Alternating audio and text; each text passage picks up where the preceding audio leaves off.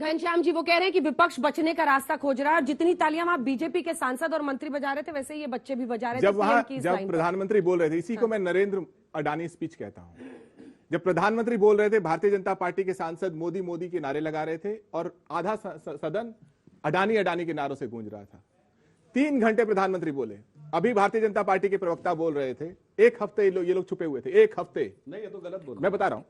अंजना जी इसको करेक्ट कर लेंगे अगर मैं गलत होऊंगा। 1 हफ्ते छुपे हुए थे। शुरू में आप लोग कह रहे थे कि बीजेपी का इससे कोई लेना देना नहीं है, प्रवक्ता नहीं आ रहा है। हाँ, तो मैं वही कह रहा हूं। जब विपक्ष बोलना शुरू किया तो हम भी बोलने लगे। मैं बोलता मैं विपक्ष ने तुरंत बोलना शुरू किया। पहली बात उन्होंने कहा कि 1 सेकंड बीच में मत बोलिए। देखिए ठीक है, देखिए पहले बोलना शुरू कर दिया। 1 सेकंड, ये अच्छा तर्क हो सकता है, लेकिन मुद्दे पे आते हैं। हाँ, मुद्दे। अभी इन्होंने कहा कि गौतम अडानी जी, अभी उन्होंने कहा कि गौतम अडानी जी छत्तीसगढ़ जाते हैं, जहां जाते हैं 60,000 जाते नहीं, बुलाए जाते हैं 60,000 70,000 करोड़ का पैसा निवेश करते हैं। हमें सोचना चाहिए पैसा कहां से आया। प्रधानमंत्री जी ने कहा कि उनकी जीवन की तपस्या है। यहां पे जितने लोग बैठे हैं जो 60-70 साल से ऊपर, हर एक के जीवन की तपस्या है अपने प्रदेश के लिए, अपने देश के लिए कुछ करने का। जीवन की तपस्या सभी की होती है, लेकिन उस तपस्या में क्या क्या शामिल है। जवाहर सरकार ने राज्यसभा में, जिसे सुधांशु त्रिवेदी जी ने भी कहा था, सुना होगा, उन्होंने कहा कि 47,000 करोड़ आमदनी थी, संपत्ति थी अदानी जी की, जब वो प्रधानमंत्री जी के साथ शपथ लेने के लिए 2014 में आए थे उसी जहाज से। जनवरी 2023 में जब वो एम्पायर ऑफ द वर्ल्ड बनने लगे तो उनकी संपत्ति हो गई 11 लाख करोड़। ये किसकी तपस्या है। और ये जो कहा कि 60-70 हजार करोड़, यही इंडिया टुडे है, मुझे लगता है देखना चाहिए सबको। इसमें लिखा है कि अदानी जी के ऊपर 2 लाख करोड़ का कर्जा है। ये कर्जा कहां से आता है। अगर कोई कंपनी अच्छा काम करती है तो वो शेयर मार्केट में उसके काम के आधार पर उसके शेयर के दाम बढ़ते हैं, लेकिन अगर वो आप अपने शेयर्स पे कब्जा कर लें, उसके बाद उन शेयर्स के दाम बढ़ा करके उसी को बैंकों में गिरवी रखें और उसके आधार पर अधिक कर्जा ले, तो ये एक पॉन्जी स्कीम, एक घोटाला बन जाता है। लेकिन आपको कर्जा कौन दे रहा है। आपको 37,000 करोड़ LIC ने दिए।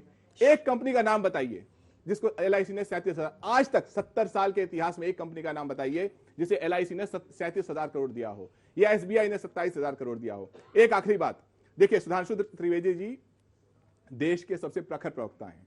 उनकी शैली, उनकी भाषण का कोई मुकाबला नहीं।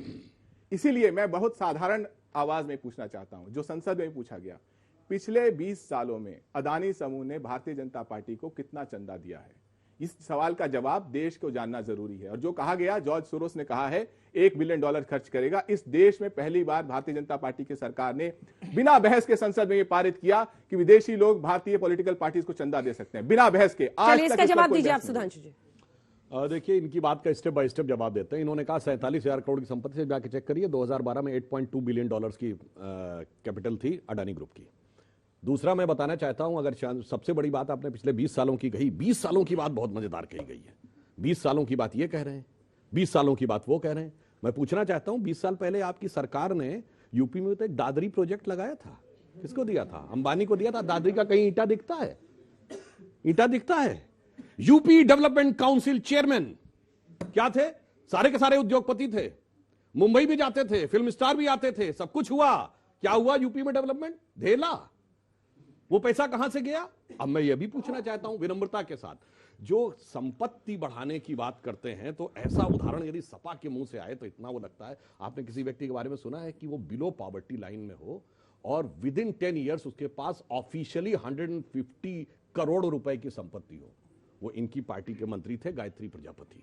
ऐसा रोजगार का अवसर तो मुझे लगता है युवाओं को अनुसंधान करना चाहिए कि बगैर नौकरी धंधा किए हुए, बगैर बिजनेस किए हुए, बिलो पॉवर्टी लाइन से 150 करोड़ के ऊपर। अब मैं 20 साल वाले इनके जवाब देता हूं। ये सच है, 20 साल से मोदी जी के पीछे पड़े हुए हैं। 20 साल से जमीन आसमान एक कर दिया। हमारी सरकार तो छोड़िए, अपनी सरकार में यूएस सीनेट को लिख लिख के भेजा कि मोदी जी को वीजा न दे, जबकि मोदी जी ने तो वीजा